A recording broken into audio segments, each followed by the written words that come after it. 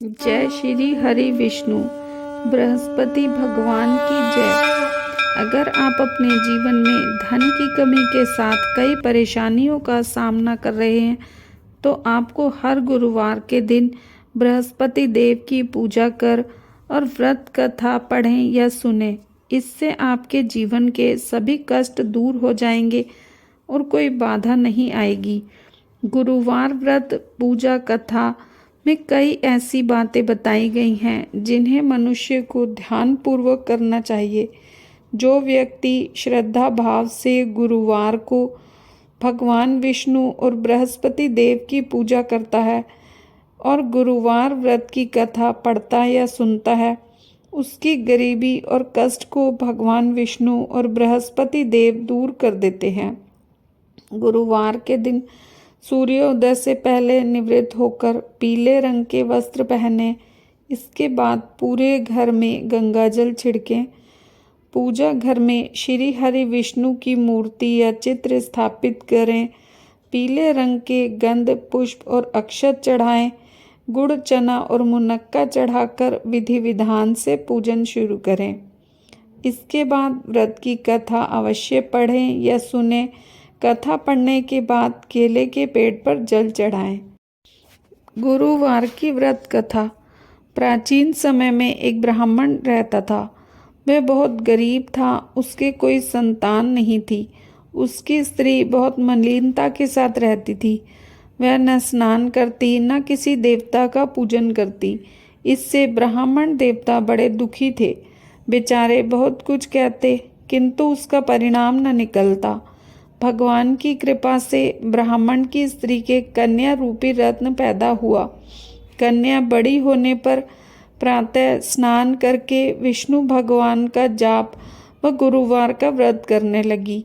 अपने पूजन पाठ को समाप्त करके विद्यालय जाती तो अपनी मुट्ठी में जौ भरकर ले जाती और पाठशाला के मार्ग में डालती जाती।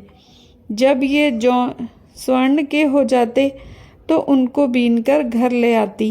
एक दिन बालिका सूप में सोने के जौ फटककर साफ कर रही थी कि उसके पिता ने देख लिया और कहा कि बेटी, सोने के जौ के लिए सोने का सूप होना चाहिए। दूसरे दिन बृहस्पतिवार था।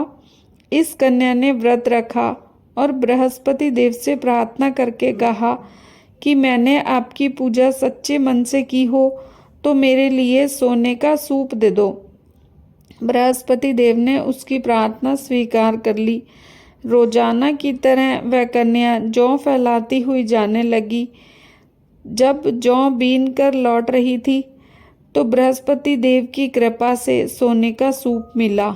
उसे घर ले आई और उसमें जौ साफ करने लगी, परंतु उसकी माँ का रंग ढंग वही रहा। एक दिन की बात है कि कन्या सोने के सूप में जौ साफ कर रही थी। उस समय शहर का राजपुत्र वहां से निकला। इस कन्या के रूप और कार्य को देखकर मोहित हो गया तथा अपने घर आकर भोजन तथा जल त्याग कर उदास होकर लेट गया।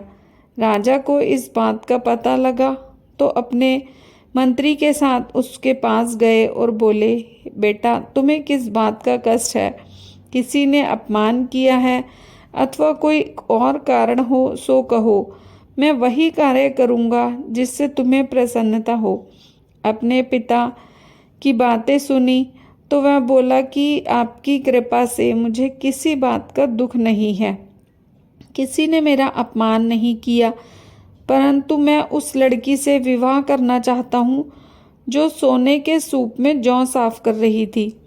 ये सुन राजा आश्चर्य में पड़ गए और बोले, बेटा, इस तरह की कन्या का पता तुम ही लगाओ। मैं उसके साथ तेरा विवाह अवश्य करवा दूंगा। ब्राह्मण ने उस लड़की के घर का पता बताया। तब मंत्री उस लड़की के घर गए और ब्राह्मण देवता को सभी हाल बताया। ब्राह्मण देवता राजकुमार के साथ अपनी कन्या का विवाह करने के लिए तैयार हो गए तथा विधि विधान के अनुसार ब्राह्मण की कन्या का विवाह राजकुमार के साथ हो गया।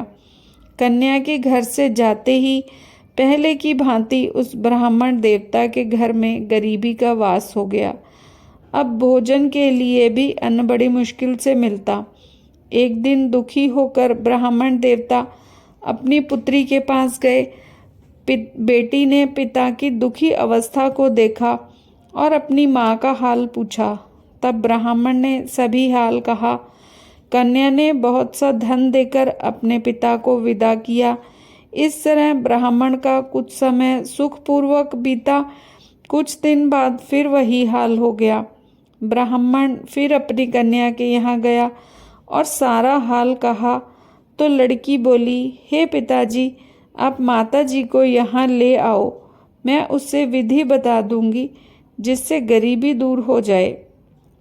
वह ब्राह्मण देवता अपनी स्त्री को साथ लेकर पहुँचे तो माँ को समझाने लगी, हे माँ, तुम प्रातःकाल प्रथम स्नान आदि करके विष्णु भगवान का पूजन करो तो सब दरिद्रता दूर हो जाएगी। परंतु उसकी माँ ने एक बात भी नहीं मानी और प्रातःकाल उठकर अपनी पुत्री के बच्चों की जूठन को खा लिया। इससे उस पुत्री को भी बहुत गुस्सा आया और रात को कोठरी से सभी सामान निकाल अपनी माँ को उसमें बंद कर दिया। प्रातःकाल उसे निकाला तथा स्नान आदि करा के पाठ करवाया तो उसकी माँ की बुद्धि ठीक हो गई और फिर प्रत्येक बृहस्पतिवार को व्रत रखने लगी। इस व्रत के प्रभाव से उसके माँ बाप बहुत ही धनवान और पुत्रवान हो गए और बृहस्पति जी के प्रभाव से इस लोक के सुख को भोगकर स्वर्ग को प्राप्त हुए। बोलो बृहस्पति महाराज की जय।